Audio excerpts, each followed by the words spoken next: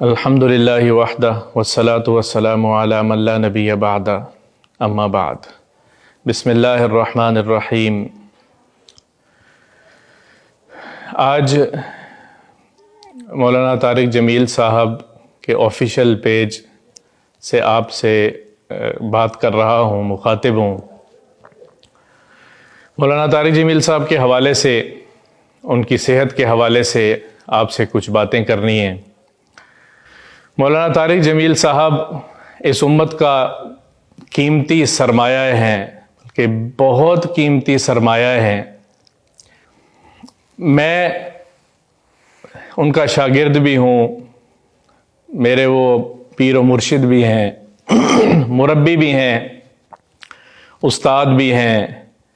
عدنان میرا نام ہے، میں ان کا داماد ہوں۔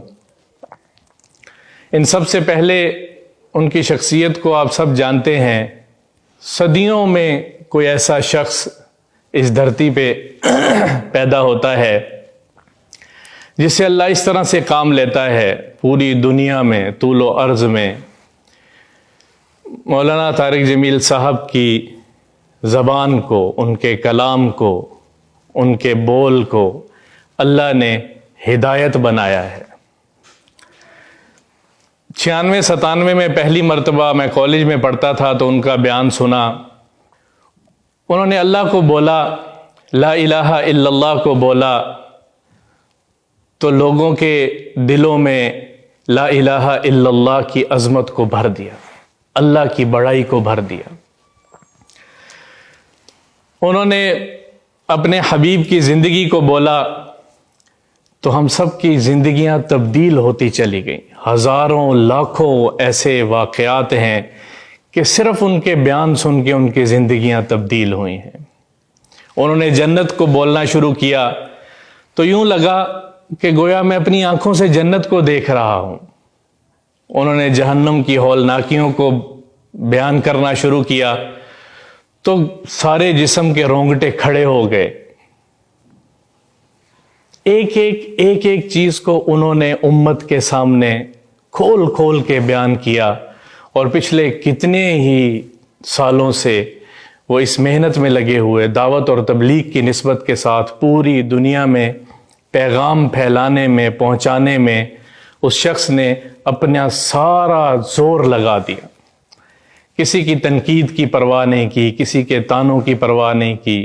محبت کا پیغام لے کر ساری دنیا میں انہوں نے محبت کا پیغام ہی پہنچایا، اور اللہ ان کی محبت کو ہم سب کے دلوں میں پھیلاتا چلا گیا، بڑھاتا چلا گیا، یہاں تک کہ ساری دنیا میں لوگوں میں انسانیت کی محبت کو پھیلاتے پھیلاتے ساری دنیا کے دلوں میں اللہ نے ان کی محبت کو بھی ڈال دیا۔ سارے مسلمانوں کی خاص طور پہ دلوں کی دھڑکنیں ان کی دل کی دھڑکن کے ساتھ چلتی ہیں۔